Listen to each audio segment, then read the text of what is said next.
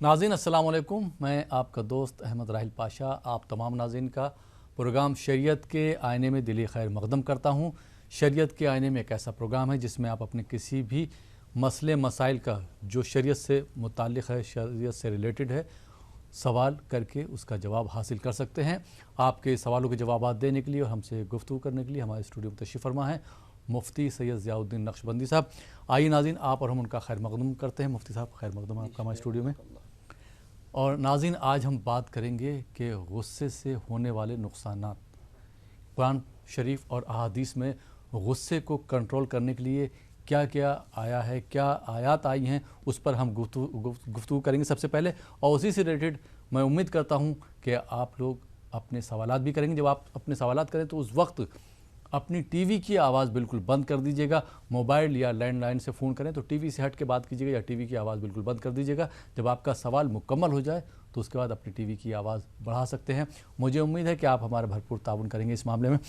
मुफ्ती साहब, कुरान और अहादीस में गुस्से के बारे में आया है कि गुस्से से किस तरह के नुकसानात होते हैं, तो वो नुकसानात क्या क्या हैं और उसको गुस्से को किस तरह से कंट्रोल किया जा सकता है, वो आप हमें नाज़रीन को बताइए प्लीज़। अल्हम्दुलिल्लाहि रब्बिल आलमीन वस्सलातु वस्सलामु अला हबीबिही सय्यिदिल अंबिया'i व अशरफिल मुरसलीन व अला आलिहि अत्तय्यिबीन अत्ताहिरीन व अस्हाबिहिल अकरमीन अल-अफ़ज़लीन व अला मन अहब्बहुम व तबिअहुम बि इहसानिन अजमईन इला यौमिद्दीन।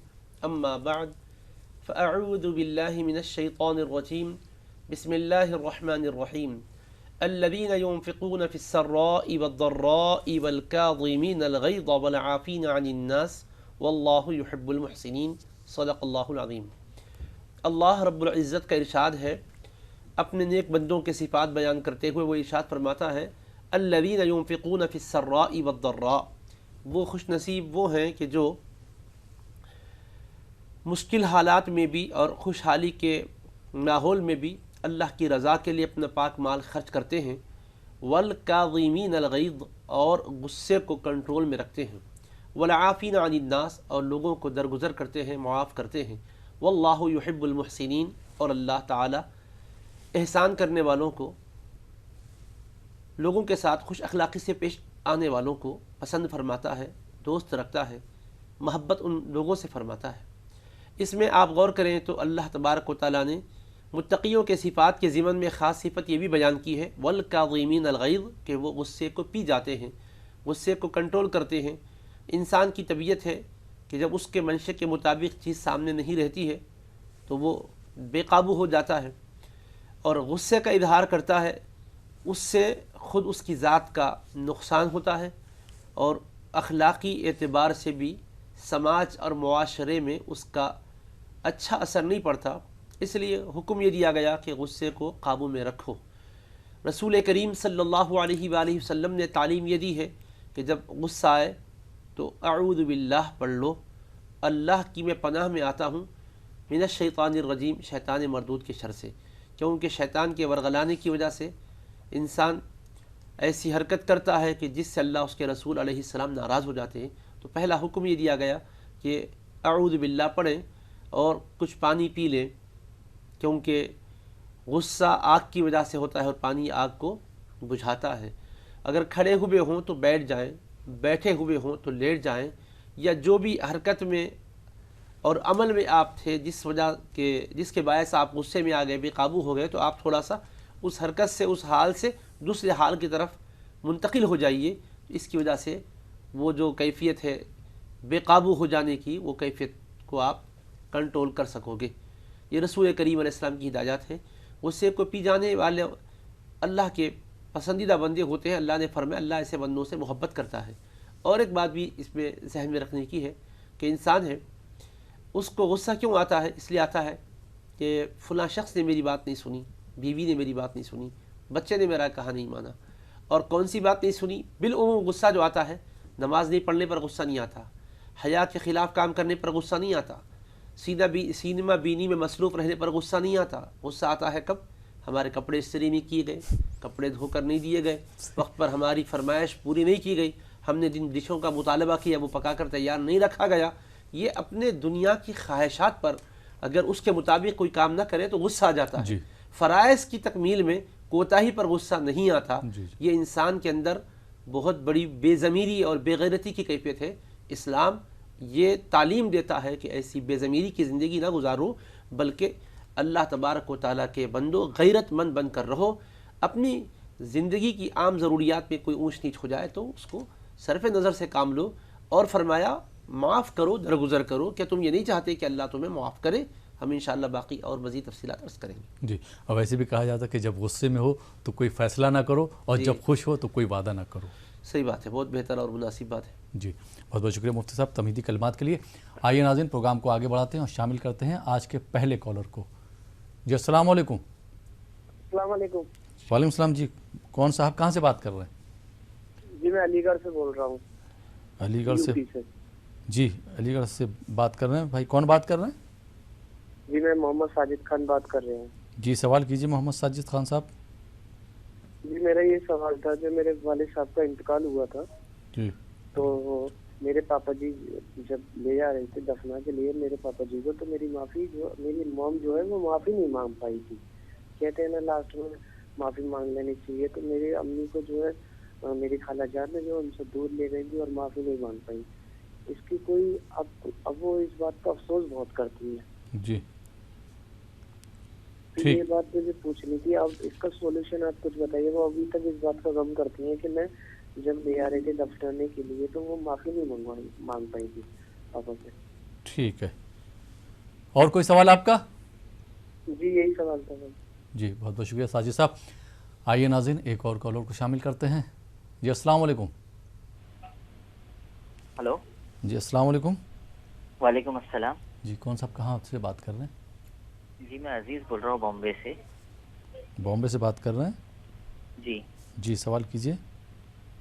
اصل میں میرا مفتی صاحب سے سوال یہ ہے، جیسے قبرستان کی حاضری ہوتی ہے وہاں پہ جب ہم جاتے ہیں جی تو السلام علیکم اہل قبور کہا جاتا ہے۔ مطلب کتنے ایسے لوگوں کے ذہنوں میں سوال ہوتا ہے کہ بظاہر تو مطلب ایک انسان مطلب ایک بظاہر تو وہ مٹی ہو چکے، تو پھر سلام کرنے کا مطلب اس میں کیا شرعی حکم، مطلب اس میں کیا شرعی حیثیت ہے؟ مطلب بظاہر دیکھا جائے تو ایک طرح سے تو پھر وہاں پہ کیا روحیں موجود ہوتی ہے کہ مطلب کیا ہے اس میں سلام کرنے کی حکمت شرعی اعتبار سے؟ ٹھیک، بہت بہت شکریہ۔ آئیے ناظرین ایک اور کالر کو شامل کرتے ہیں۔ جی السلام علیکم۔ السلام علیکم۔ السلام علیکم۔ وعلیکم السلام۔ جی محترمہ کہاں سے بات کر رہی ہیں آپ؟ جی ہم اورنگ آباد سے بول رہے ہیں۔ اورنگ آباد سے بات کر رہی ہیں، سوال کیجیے اپنا۔ ہمارا سوال یہ ہے کہ گھر میں ہم سب مل کے رہنے کے لیے کیا دعا کریں؟ ساس سسرے ہمارے بچے سب لڑائی جھگڑے نہیں ہونا، اچھے سے رہے، پیار محبت، اس کے لیے دعا۔ ہاں بہت بہت شکریہ پروگرام میں شامل ہونے کے لیے۔ آئیے ناظرین ایک اور کالر کو شامل کرتے ہیں۔ جی السلام علیکم۔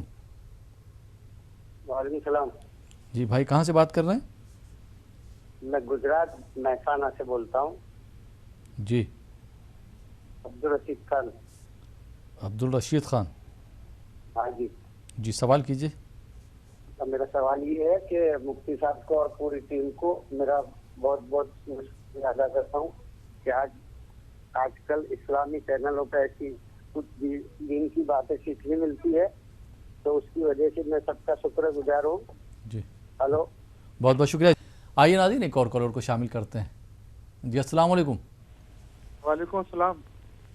جی سالار صاحب۔ ہاں السلام علیکم سر۔ وعلیکم السلام، خیریت سے ہیں سالار صاحب؟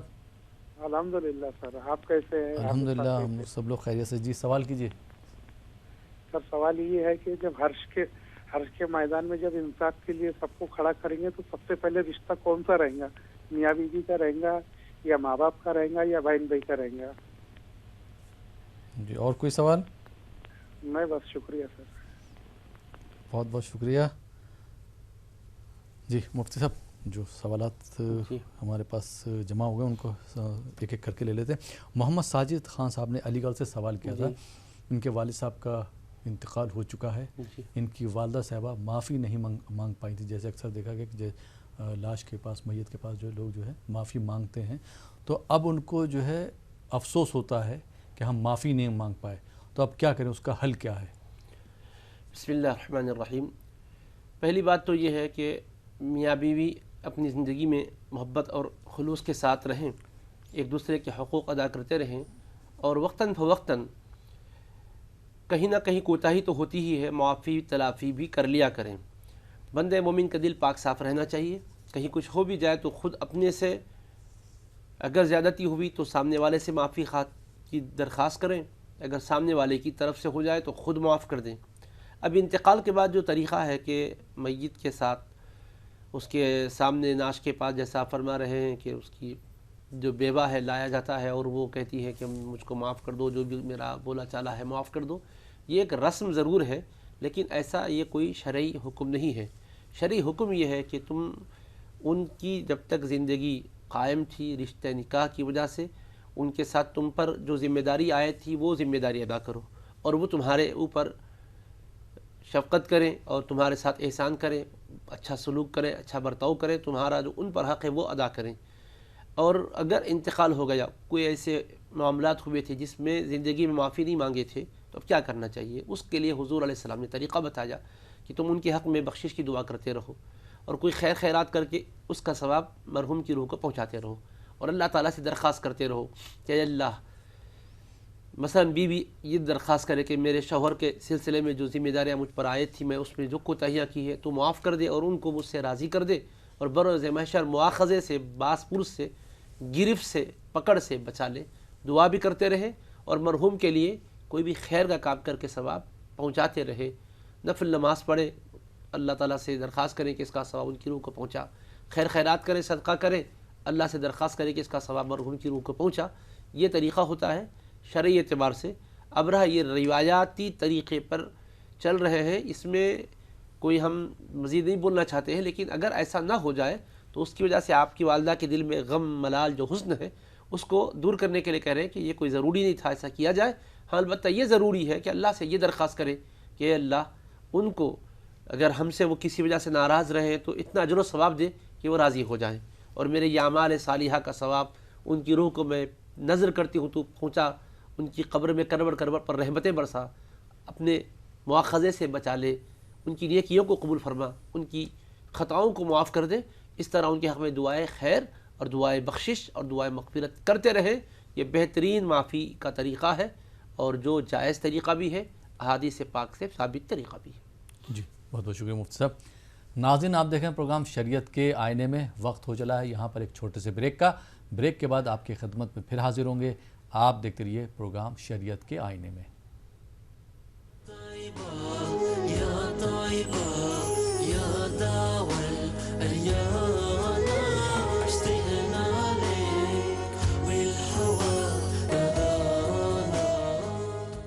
ناظرین، بریک کے بعد ایک بار پھر آپ کا خیر مقدم ہے پروگرام شریعت کے آئینے میں، اور آپ کے سوالوں کے جوابات دے رہے ہیں مفتی سید ضیاء الدین نقشبندی صاحب۔ مفتی صاحب ایک بار پھر آپ کا خیر مقدم ہے۔ اور بریک پہ جانے سے پہلے مفتی صاحب، جو ہمارے پاس سوالات آئے تھے، ممبئی سے عزیز صاحب نے سوال کیا تھا کہ قبرستان جانے جب ہم لوگ جاتے ہیں تو السلام علیکم یا اہل القبور بولتے ہیں، تو اس کی شرعی حیثیت کیا ہے؟ نبی کریم صلی اللہ تعالیٰ علیہ وآلہ وصحبہ وسلم نے اس بات کی تعلیم دی ہے کہ جب بھی قبرستان پر جاؤ تو اہل قبور کو سلام کیا کرو، اور دو طرح کے الفاظ احادیث مبارکہ ملتے ہیں، ایک تو یہ کہ السلام علیکم یا اہل القبور، اور ایک کہ السلام علیکم دار قوم مؤمنین۔ تو یہ اس کی شرعی حیثیت یہی ہے کہ حضور نبی کریم علیہ السلام سے یہ امر ثابت ہے، آپ نے ایسا کرنے کا حکم فرمایا ہے، یہ سنت طریقہ کہلائے گا۔ شرعی حیثیت یہ ہے کہ سنت ہے۔ اب رہا یہ کہ وہ تو قبر میں جا چکے ہیں، اے قبر والو تم پر سلام ہو، یہ کیا مطلب ہے اس کا؟ تو اس کا مطلب یہ ہے کہ قبرستان میں جو اہل قبور ہوتے ہیں، جن کو آپ سلام کر رہے ہیں، یہ وہ ہیں جو اللہ کو ماننے والے ہیں۔ تو ظاہر سی بات ہے کہ اللہ کے ماننے والے بندوں کے لیے ہی تو یہ حکم ہے کہ ان کے پاس جاؤ، ان قبور میں جہاں وہ ہیں، تو السلام علیکم یا اہل القبور کہو، یا السلام علیکم دار قوم مؤمنین، کہ اے ایمان والے لوگوں جو اس گھر میں رہ رہے ہو، تم پر سلام ہو۔ السلام علیکم دار قوم مؤمنین، اے قوم مومن کے گھر والو تم پر سلام ہو ہے۔ تو السلام علیکم یا اہل القبور بھی آیا ہے، تو یا اہل القبور جو آیا ہے وہ من المؤمنین مراد ہوتے ہیں، ایمان والو۔ تو جب ایمان والوں سے آپ خطاب کر کے سلام کر رہے ہیں تو جی تجیب بھی سلام کرنے کا جیسا حکم ہے وہ بعد وفات بھی حکم ہے۔ اب سوال کا باعث یہ چیز بن رہی ہے کہ وہ تو مر چکے ہیں، پھر ان کو سلام کرنا کیا مطلب ہے؟ تو موت کا فلسفہ پہلے سمجھ لیا جائے تو مسئلہ آسان ہو جاتا ہے۔ موت کا مطلب کیا ہوتا ہے؟ روح کا تن سے جدا ہونا، یہ ہے موت کا مطلب۔ لیکن روح تن سے جدا ہونے کے بعد ایمانی نقطہ نظر سے قرآن و حدیث سے ہمیں یہ تعلیم دی گئی ہے کہ اس کا رشتہ بدن سے ختم نہیں ہو جاتا، بلکہ بدن سے روح کا تعلق اور رشتہ قائم رہتا ہے۔ دیکھو ایک بات تو سارے کے سارے مسلمان چھوٹے بڑے مانتے ہیں کہ قبر میں نیک ہے تو نیک کو نعمتیں عطا کی جاتی ہیں، اور اگر گنہگار ہے تو اس کو عذاب ہوتا ہے، اور اگر اللہ کا منکر ہے تو اس پر بھی عذاب ہوتا ہے۔ تو سوال ہوتا ہے کہ باڈی میں حس کی صلاحیت نہیں ہے، محسوس کرنے کی طاقت نہیں ہے، تو اس کو عذاب دینے کا فائدہ کیا؟ کیا بات، یوں سمجھ لیجیے سن کرنے کے بعد کاٹ رہے ہیں آپ تو کوئی فائدہ ہے؟ فائدہ نہیں جی، کوئی تکلیف ہی نہیں ہوتی، بے شک۔ خالی آپ کاٹ لو، آپ اپنے آپ کو مصروف کرو، لیکن سامنے وہ حصہ سن ہو چکا ہے تو اس میں تکلیف پانے کی صلاحیت نہیں ہے، تو عذاب کا مطلب کیا؟ صحیح۔ تو عذاب کا مطلب یہ ہوا کہ اس کے اندر شعور ہے، جی، احساس و ادراک رشتہ ہے روح کا، البتہ جسم کا۔ خبر کھود کے دیکھے تو آپ کو کوئی جو کی تم باڈی نظر آئے کوئی ضروری نہیں ہے، جی، وہ گل گئی ہوگی، ہڈیاں اس کے نظر آ رہے ہوں گے، گوشت ختم ہو چکا ہوگا، کچھ بھی ہوگا، جی، مگر اس کا روح سے ایک رشتہ رہتا ہے، جی، جس کی وجہ سے میت بدکار ہے تو گناہ کا وبال اس کو عذاب کی شکل ملتا ہے، تکلیف پاتی ہے، جی، نیکوکار ہے تو نیکیوں کا انعام جو اس کو ملتا ہے وہ نعمتوں سے وہاں فائدہ اٹھاتی ہے۔ جی، تو روح اور بدن کا تعلق رہتا ہے، اسی وجہ سے السلام علیکم یا اہل القبور کہا گیا۔ ان کی قوت احساس ہماری قوت احساس سے بھی بڑھ جاتی ہے، کیونکہ رسول کریم علیہ الصلوۃ والسلام نے ارشاد فرمایا، صحیح بخاری شریف میں حدیث پاک ہے، انہ لیسمع قرع نعالہم، جب میت کو دفن کر کے آپ نکلتے ہیں تو جوتوں کی آہٹ کو اندر سے مردہ سنتا ہے، فرمایا تو کس وجہ سے سنتا ہے؟ اس کا روح سے تعلق ہے۔ جی، تو جوتوں کی آہٹ ابھی تو ہلکی ہے، السلام علیکم تو یہ تو پھر بھی بلند آواز سے آپ بول رہے ہوں، جی، تو جوتوں کی آہٹ کو جب مردہ سنتا ہے تو السلام علیکم کو بھی سنتا ہے۔ جی، وجہ کیا ہے؟ اس لیے کہ برزخی زندگی قائم رہتی ہے، مومن کے لیے نعمتوں والی برزخی زندگی ہے، برزخ کا مطلب قبر کی زندگی کو برزخ کہتے ہیں، تو وہ برزخی زندگی مومن کے حق میں بھی ہے، غیر مومن کے حق میں بھی ہے، غیر مومن کے حق میں عذاب والی ہوتی ہے، مومن کے حق میں نعمتوں والی ہوتی ہے۔ اس پر ایک دلیل قرآن کی آیت پڑھ دیتا ہوں، اللہ پاک ارشاد فرماتا ہے، من عمل صالحا من ذکر او انثى وهو مؤمن فلنحيينه حیاتا طیبہ، جو کوئی نیک اعمال کرے چاہے وہ مومن مرد ہو یا مومن عورت ہو، اللہ پاک فرما رہا فلنحيينه حیاتا طیبہ، تو ہم اس کو پاکیزہ زندگی کے ساتھ زندگی عطا فرماتے ہیں۔ تو پاکیزہ زندگی سے زندگی بخشتے ہیں کا مطلب قبر میں اس کو پاکیزہ زندگی انعام پانے والی ملتی ہے۔ اس لیے رسول کریم علیہ السلام فرماتے ہیں کہ قبر میں بند مومن کے لیے جہاں تک اس کی نگاہ پہنچ سکتی ہے روشنی کر دی جاتی ہے، اور قبر کے اندر جنت کی کھڑکی اور دروازہ کھول دیا جاتا ہے۔ حدیث شریف میں آتا ہے ٹھنڈی ہوائیں بھی آتی ہے، وہاں کی نعمتیں بھی پہنچتی ہے۔ اس وجہ سے برزخی زندگی کے عقیدے کی بنیاد پر ہے کہ السلام علیکم یا اہل القبور کہا جاتا ہے۔ جی مفتی صاحب، اسی سے جڑا ایک اور سوال بھی کرنا چاہوں گا کہ جیسے جو لوگ قبرستان میں جاتے ہیں فاتحہ پڑھنے کے لیے اپنے کسی رشتہ دار کے لیے، تو وہاں صرف اسی قبر پہ فاتحہ پڑھنا چاہیے یا کامن ایک سب کے لیے فاتحہ پڑھنا چاہیے؟ بہت اہم بات آپ نے دریافت کی ہے۔ عام طور پر لوگوں کے ذہنوں میں یہی رہتا ہے کہ ہمارے رشتہ دار ہیں، والد ہے فلاں، ہم ان کے پاس جائیں گے، ان کے حق میں جو کچھ پڑھنا ہے پڑھ کے دعا کر دیں گے اور آ جائیں گے۔ حقیقت تو یہ ہے کہ بندے مومن ایک خود غرض نہیں ہونا چاہیے، اس کا تصور سب کے حق میں ہونا چاہیے، اپنے مرحوم رشتہ دار کے حق میں قرآن خوانی کر کے فاتحہ خوانی کر کے جس طرح آپ ثواب پہنچا رہے ہیں، پورے وہاں کے مقبرے میں رہنے والے قبرستان کے ہر ایک کے حق میں بخشش کی دعا کیجیے، کیونکہ ہمیں تعلیم قرآن نے کیا دی ہے؟ دیکھیے کہ قالی رب اغفر لی، میرے لیے اے اللہ بخشش عطا کر دے نہیں فرمایا، وللمؤمنین والمؤمنات فرمایا، مومن مردوں کے لیے مومن عورتوں کے لیے، رب اغفر لی ولمن دخل بیتی مؤمنا وللمؤمنین والمؤمنات، قرآنی دعا ہے، پیغمبروں کی دعا ہے، جس میں اپنے لیے اپنے خاصوں کے لیے جہاں بخشش کی دعا مانگنا ہے وہاں عام مومن مردوں عورتوں کے لیے بھی دعا بخشش کی مانگنا چاہیے۔ اس لیے فاتحہ خوانی صرف اپنے ہی قبرستان میں مرحوموں کے حق میں نہ کی جائے بلکہ اور اہل قبور کے لیے بھی کی جائے۔ جی بہت بہت شکریہ مفتی صاحب۔ ایک سوال آیا تھا اورنگ آباد سے، محترمہ نے سوال کیا تھا کہ گھر میں جو جھگڑے ہوتے ہیں ان کو کس طرح سے ختم کیا جا سکتا ہے، اس کے لیے کوئی دعا ہو تو بتا دیجیے تاکہ سب لوگ جو ہے مل جل کر رہیں۔ جی پہلی بات تو یہ ہے کہ اس کے لیے تھوڑا سا نظر انداز کرنا، عفو اور درگزر سے کام لینے کا مزاج بنانا ہوتا ہے۔ جھگڑے کیوں پیدا ہوتے ہیں؟ آپ نے ابتدا میں جیسا کہا تھا غصے کو کنٹرول میں رکھنے کی تعلیم دی گئی ہے، تو غصے کو اگر انسان قابو میں رکھے گا اور اس کا رد عمل نہیں کرے گا تو جھگڑے نہیں پیدا ہوتے۔ جھگڑے کی بنیاد کو ختم کرنے کی کوشش کریں اور محبت اور پیار سے سامنے والا اگر زیادتی کرے تو خود نظر انداز کر دیں، اگر وہ بہت زیادہ بک بک بھی کر رہا ہے تو تھوڑا آپ خاموش رہیں۔ اس پر ایک لطیفہ بھی سنانا چاہتا ہوں۔ ساس اور بہو میں جھگڑا ہوا اور بہو نے ایک عالم کے پاس جا کر کہا حضرت میری ساس سے بہت ٹینشن اور جھگڑا چلتے رہتا ہے، ایسا وظیفہ بتاؤ کہ میری ساس کا منہ بند ہو جائے. تو انہوں نے کہا ٹھیک ہے میں ایک تعویذ دیتا ہوں، لے جاؤ، جب بھی ساس جھگڑ رہی ہو اس کو دانتوں میں پکڑ کے رکھو اور دانتوں سے گرفت کمزور نہیں ہونا اس کی ورنہ الٹا ہو جائے گا. 1 ہفتے کے بعد اچھے حالات ہو جائیں گے، آ جانا. تو وہ دانتوں میں پکڑ لیتی تھی، جب بھی ساس جھگڑا کرتی تو دانتوں میں پکڑ لیتی دوا کے. اس کے بعد 1 ہفتے تک جھگڑے ختم ہو گئے. حضرت مولانا کے پاس آ کر کہنے لگی حضرت اچھی تعویذ دی، میری ساس کا منہ بند ہو گیا. تو انہوں نے کہا ساس کا منہ بعد میں بند ہوا، پہلے تمہارا منہ بند ہوا. اس لیے کہ وہ تعویذ دراصل کیا تھی، تمہاری زبان کو بند کرنے کے لیے تھی کہ تم نے اس کو دانتوں میں جو پکڑ کے رکھا تھا زبان کھلی میں ہی تم نے جواب نہیں دیا. وہ بولتی رہی، وہ پاگل تو نہیں ہے کہ مسلسل بولے، سامنے والا رد عمل نہیں کر رہا تو بول کے وہ خاموش بیٹھ جائے گی، نتیجے میں محبت کا ماحول بن جائے گا. تو یہ ایک طریقہ ہے حکمت والا. اب رہا دعا، یہ دعا کریں اللہم الف بین قلوبنا واصلح ذات بیننا، اللہم الف بین قلوبنا واصلح ذات بیننا.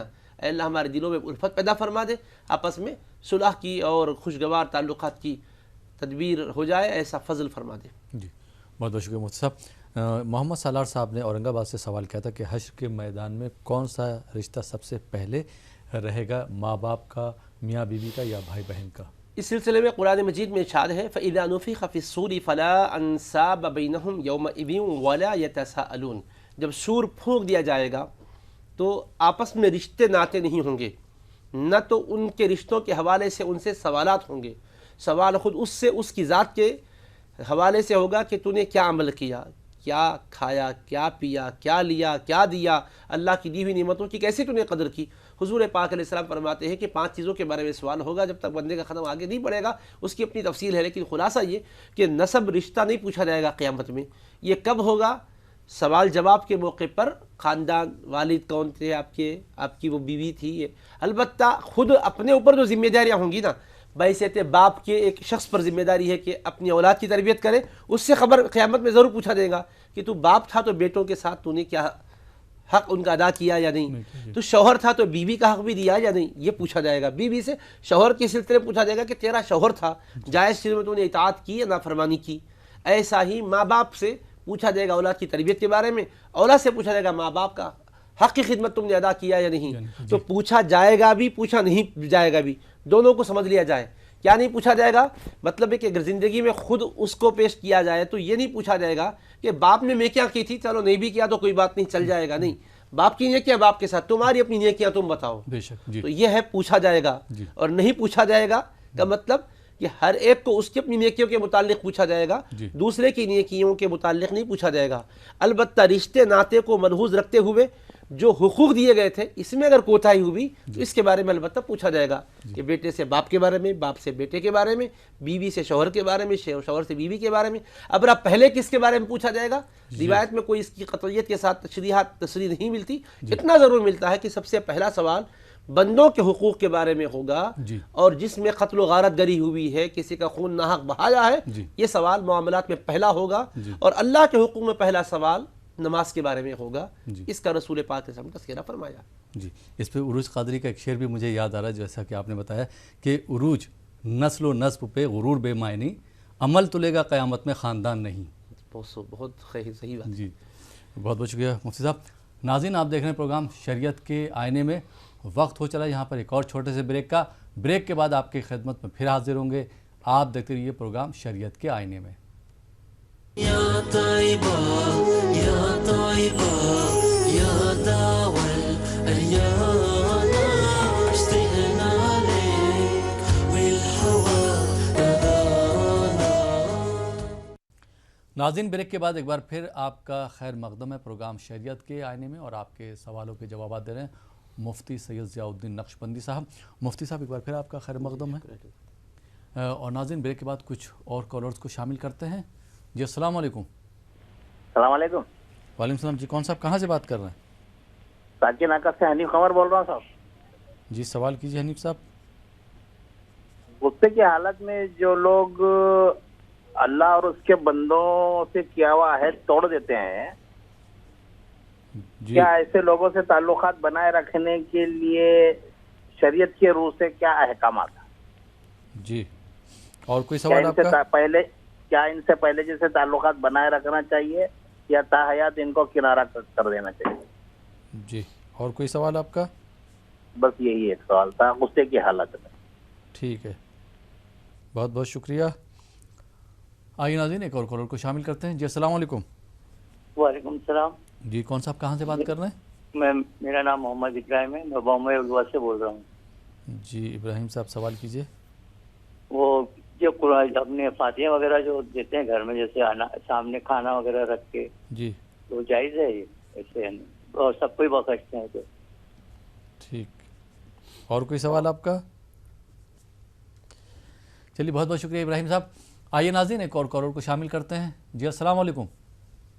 ہاں سر. جی کون صاحب کہاں سے بات کر رہے ہیں؟ جی جودھ پور سے. کون صاحب بات کر رہے ہیں؟ میں حسین علی. سوال کیجیے اپنا.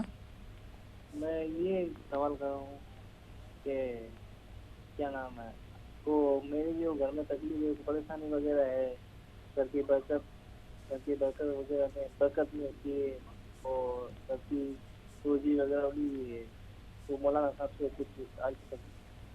ٹھیک، بہت بہت شکریہ. مفتی صاحب جو بریک کے بعد ہمارے پاس سوالات آئے تھے، حنیف قمر صاحب نے ساکی ناکہ سے سوال کیا تھا کہ جو لوگ غصے کی حالت میں تعلقات ختم کر دیتے ہیں، ایسے لوگوں سے کچھ ٹائم کے بعد تعلقات قائم کرنا چاہیے یا پھر جو ہے زندگی بھر تک کے لیے چھوڑ دینا چاہیے؟ دیکھیے، غصے کی حالت میں ہو یا سنجیدگی کی حالت میں ہو، انسان سے جو گناہ ہوتے ہیں اس کو حکم یہ دیا گیا کہ وہ اللہ کی بارگاہ میں توبہ کرے اور ہم ان کو سمجھانے کی کوشش کریں. تعلقات میں کشیدگی پیدا کرنا یا بالکل کسی سے علیحدہ ہو جانا، یہ اگر اس کے حق میں کارگر ہو سکتا ہے، نفع بخش ہو سکتا ہے تو ٹھیک ہے. لیکن فی زمانہ ہم جو دیکھ رہے ہیں کہ کوئی بچہ ہے یا کوئی بڑا ہے، اگر اس نے اللہ تعالیٰ کے کسی حکم کی نافرمانی کی ہے یا بندوں کے معاملات میں اس نے کوتاہی کی ہے، عہد وفا نہیں کیا بلکہ عہد و پیمان کو توڑ دیا ہے، تو آپ اس سے بالکل کنارہ کش ہو جاتے ہیں، تو وہ صحیح راستے پر نہیں آ رہا ہے بلکہ اور سرکشی میں اس کی اضافہ ہو رہا ہے.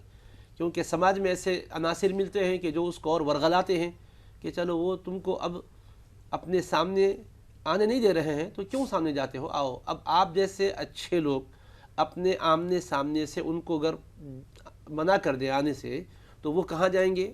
غلط لوگوں کی صحبت میں بیٹھ کے اور خراب ہو جائیں گے. ایسا بہت دیکھا جا رہا ہے، بہت سنا جا رہا ہے. اس لیے ایسے حالات میں ہمارا تو مشورہ یہ ہے کہ کسی کی طرف سے کوئی اگر عہد شکنی ہو یا وعدہ وفائی نہ ہو تو اس کو سمجھایا جائے، اس کی تربیت کی جائے، تلقین کی جائے اور اس کو اپنی صحبت میں رکھ کر صحیح راستے پر لانے کی کوشش کی جائے.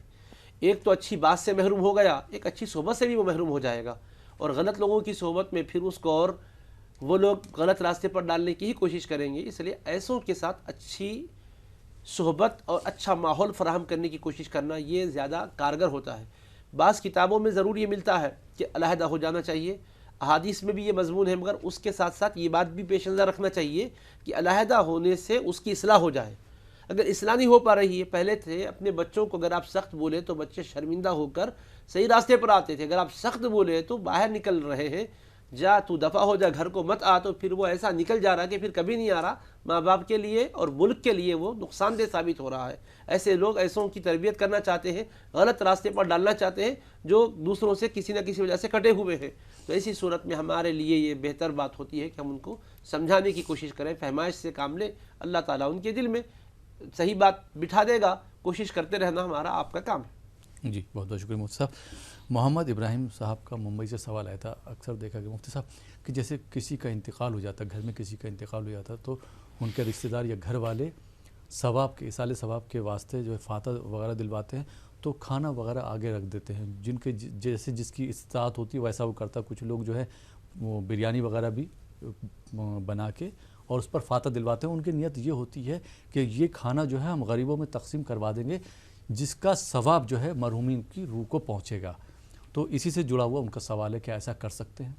بالکل کر سکتے ہیں، اس میں کوئی ممانعات نہیں ہے. قرآن مجید میں اللہ پاک کا ارشاد ہے وَفَعَلُوا الْخَيْرَ لَعَلَّكُمْ تُفْلِحُونَ، اور تم خیر کا کام کرو تاکہ تمہیں کامیابی ملے. خیر کا مطلب بھلائی کا کام، جس سے شریعت نے منع نہ کیا ہو، نہ روکا ہو. اس میں تو کھلانے کی فضیلت ہے. خود رسول کریم علیہ السلام مدینہ منورہ تشریف لائے تو فرمائے اطعم الطعام، پہلا خطبہ ارشاد فرمایا تو اس میں یہ فرمایا کہ لوگوں کو کھانا کھلاؤ۔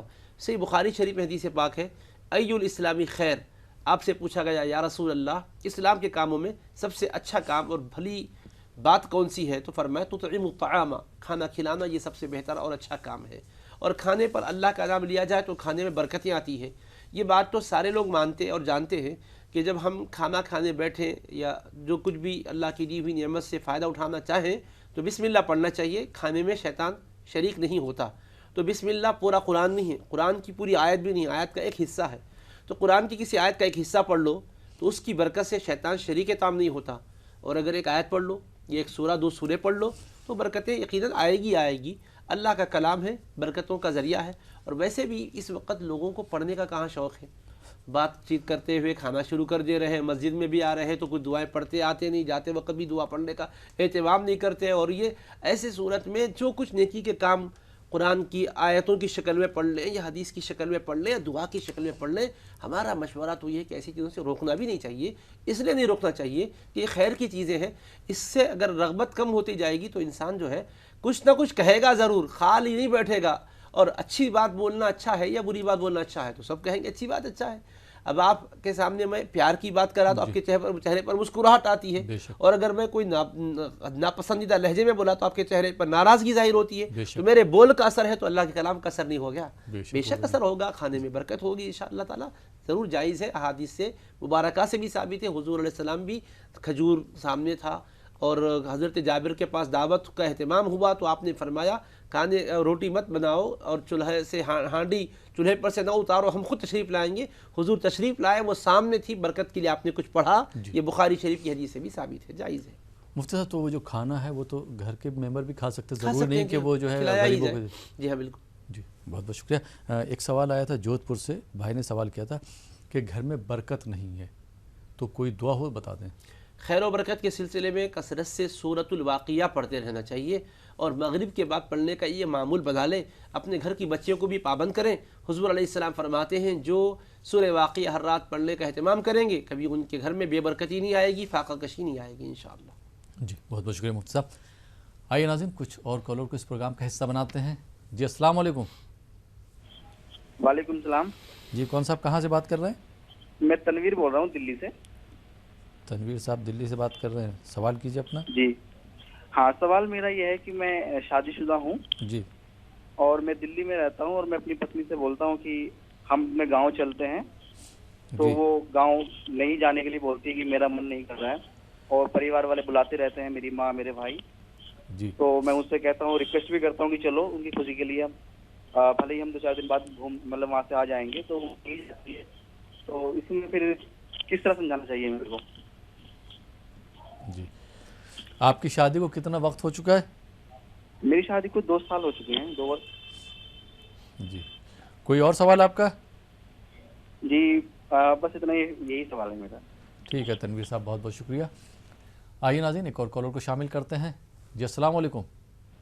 وعلیکم السلام۔ جی کون صاحب کہاں سے بات کر رہے ہیں؟ مناف بول رہے ہیں حیدرآباد سے۔ جی سوال کیجیے۔ مولانا صاحب سے مجھے سوال یہ ہے جی کہ اگر بائیں ہاتھ سے اگر چکن اگر مرغا اگر بائیں ہاتھ سے اگر کرتا ہے تو وہ حلال ہوتا ہے یا حرام؟ کیا چیز ذبح؟ بائیں ہاتھ سے، ہاں جب۔ جی ٹھیک ہے، اور کوئی سوال؟ اور ایک اور سوال ہے، جیسے کہ غصے میں اگر طلاق دے دیا جائے تو وہ کیا جائز ہے یا نہیں ہے؟ بہت دیر بعد سوال آیا، مجھے امید تھی کہ پہلے ہی آئے گا۔ اور اس میں ایک بات اور ہے کہ جیسے کہ غصہ تو معلوم ہے کہ غصہ حرام ہوتا ہے، جی تو غصہ حرام ہوتا ہے، تو غصے میں اگر طلاق دے دیا جائے تو وہ جائز ہے کیا؟ ٹھیک، بہت بہت شکریہ۔ آئیے ناظرین ایک اور کالر کو شامل کرتے ہیں۔ جی السلام علیکم۔ السلام علیکم۔ وعلیکم السلام۔ جی کون صاحب کہاں سے بات کر رہے ہیں؟ میں عبدالرؤف بول رہا ہوں پونا سے۔ عبدالرؤف صاحب؟ ہاں جی سوال کیجیے۔ پونا سے بول رہا ہوں جی پہلے تو آپ سب کو جو ہے آپ کی پوری ٹیم کو مبارکباد دیتا ہوں کہ ہم دونوں میاں بیوی کئی مہینوں سے جو ہے آپ کا یہ پروگرام دیکھ رہے ہیں، بہت اچھا لگا اور بہت معلومات ہے اس میں۔ بہت بہت شکریہ، بہت بہت شکریہ۔ جی اور دوسری بات میرا ایک سوال یہ ہے کہ میں ایک مرتبہ پچھلے ہفتے جمعہ میں جو ہے مسجد میں بیٹھا ہوا تھا، ایک شخص میرے پیچھے آ کر بیٹھ کے قرآن پڑھنا شروع کیا آہستہ آہستہ میرے پیٹھ کے پیچھے. تو میں نے اس کو منع کیا کہ بھائی تم جو ہے پیٹھ کے پیچھے اس طرح قرآن کھول کے پڑھنا تم سامنے والے کو جو ہے اس کا گناہ ہوتا ہے. تو یہ بات کہاں تک صحیح ہے؟ اور جب میں نے اس سے بات کیا تو بولے، میں نے امام صاحب کو پوچھا تو انہوں نے کہا کہ ایسا کچھ بھی نہیں ہے. بولے ٹھیک. اور کوئی سوال؟ ایک ہمارا ایک پوتا ہے انس، سید انس ابن فرحان جی، وہ پچھلے دن سے بہت بیمار ہے. تو سب ٹیسٹ کر چکے لیکن وہ اس کی طبیعت کچھ اچھی ہو رہی نہیں، ہاسپٹل میں ایڈمٹ ہے. اس کے لیے کچھ دعا بتائیے، دعا بتائیے. اچھا جی، بہت بہت شکریہ رؤف صاحب. اچھا ہاں ناظرین، آپ دیکھ رہے ہیں پروگرام شریعت کے آئینے میں. وقت ہو چلا ایک چھوٹے سے بریک کا. بریک کے بعد آپ کی خدمت میں پھر حاضر ہوں گے. آپ دیکھ رہیے پروگرام شریعت کے آئینے میں.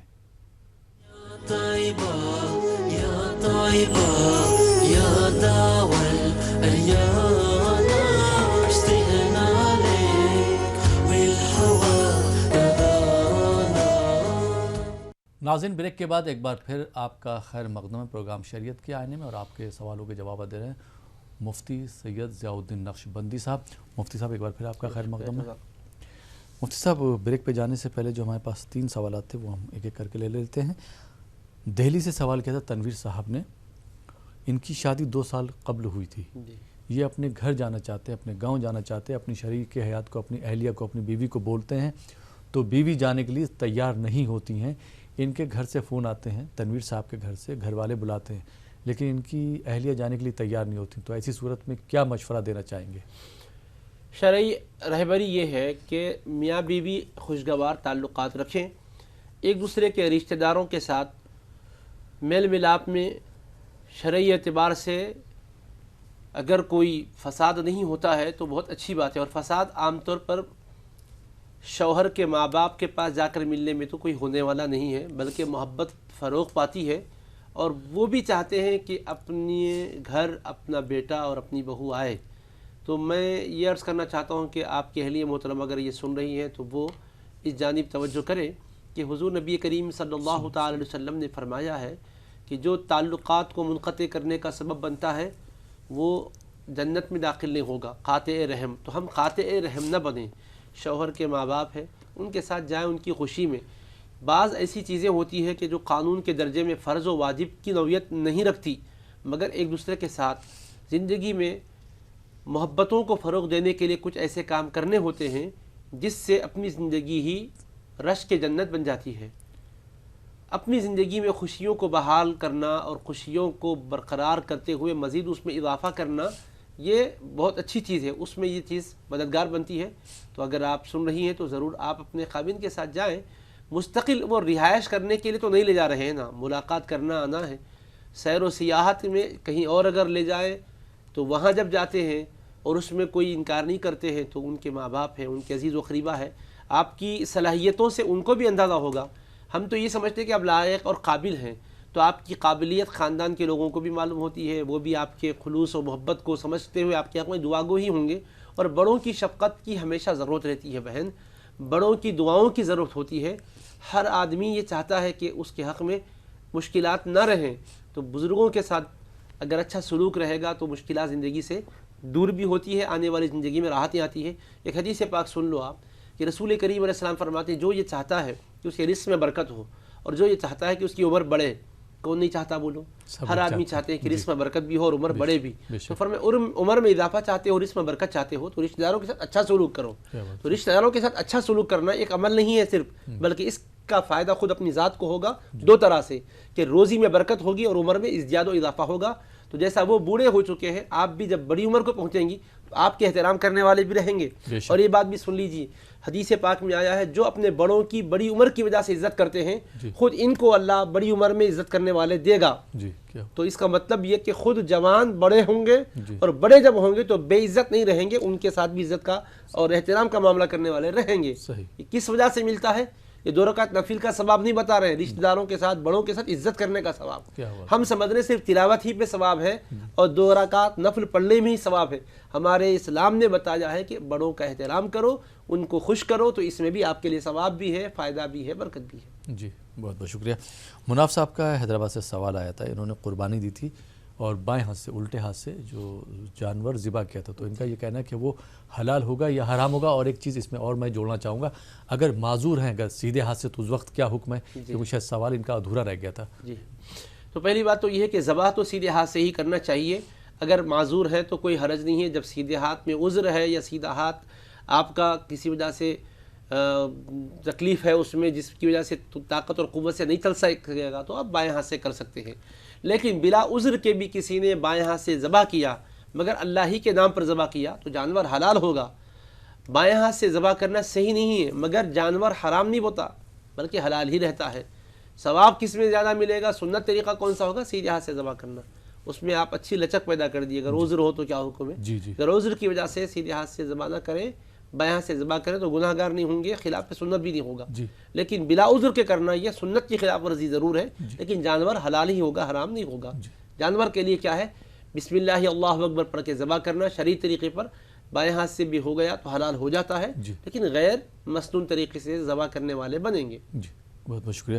اچھا ایک چیز اور میں پوچھنا چاہوں گا، کسی کو اگر ذبح کرنے کی وہ آیت نہیں معلوم ہے، دعا نہیں معلوم ہے، تو کیا پڑھنا چاہیے؟ مختصر بتا دیجیے۔ وہ بسم اللہ اللہ اکبر تو ہر ایک کو، بسم اللہ تو ہر ایک کو معلوم، اللہ اکبر سے نماز شروع کرتے ہیں، دونوں کو ملا کے پڑھ کے ذبح کر دینا چاہیے۔ جی قربانی ہو جائے گی۔ سبحان اللہ، بہت بہت شکریہ مفتی صاحب۔ عبدالرؤوف صاحب کا پونے سے سوال آیا تھا، یہ اکثر دیکھا گیا کہ انہوں نے اپنے حوالے سوال کیا کہ یہ قرآن پاک پڑھ رہے تھے تو انہوں نے جا کے ان کو منع کیا کہ بھائی پیٹھ کے پیچھے قرآن پاک نہیں پڑھتے، تو انہوں نے کہا ایسا کچھ نہیں ہے۔ انہوں نے جا کے پھر مفتی صاحب سے بھی اس کی وضاحت چاہی تو مفتی صاحب بولے کہ ایسا کر سکتے، مطلب کسی کے پیٹھ پیچھے جو ہم قرآن پاک کی تلاوت کر سکتے، تو یہ کہاں تک بات درست ہے؟ مسئلہ یہ ہے کہ قرآن مجید نماز کی حالت میں تو دیکھ کر نہیں پڑھیں گے، زبانی پڑھیں گے، اور اس کے بعد جو قرآن پاک پڑھیں گے نسخہ ہاتھ میں رکھ کر پڑھیں گے یا زبانی پڑھیں گے، دونوں بھی جائز ہے۔ مسجد کے اندر آپ مصلیوں سے بھری ہوئی مسجد ہے تو ظاہر ہے کہ آگے والا بھی پڑھے گا، پیچھے والا بھی پڑھے گا، ہر صف پڑھے گی تو کوئی نہ کوئی کسی نہ کسی کے پیچھے پڑھنے والا ہوگا، اس میں کوئی قباحت کی بات نہیں ہے۔ البتہ مسجد کھلی ہے، جگہ بھی کھلی ہے، خاص طور پر قرآن لے کے کسی کے پیٹھ کے پیچھے جا کے پڑھ رہے ہیں تو یہ پسندیدہ عمل نہیں ہے۔ لیکن اگر سارے کے سارے لوگ صف بستہ بیٹھے ہوئے ہیں اور آپ جس جگہ بیٹھے ہوئے ہیں وہ اتفاق سے کسی مصلی کے پیچھے ہی ہے تو پھر ایسی صورت میں کوئی مذائقے کی بات نہیں ہے۔ قرآن پاک کا ادب اپنی جگہ ہے کہ قرآن کے احترام کے ساتھ پڑھا جائے، لیکن یہ کسی کے پیٹھ کے پیچھے پڑھنا خلاف ادب نہیں قرار پاتا، بے ادبی اور گستاخی بھی یہ نہیں آتا۔ جی بہت بہت شکریہ مفتی صاحب۔ ان کا دوسرا سوال تھا کہ ان کا جو پوتا ہے فرحان وہ اسپتال میں بھرتی ہے، اسپتال میں شریک ہے، اس کے لیے دعا فرما دیجیے۔ اللہ پاک ان کو کامل صحت و شفا عطا فرمائے۔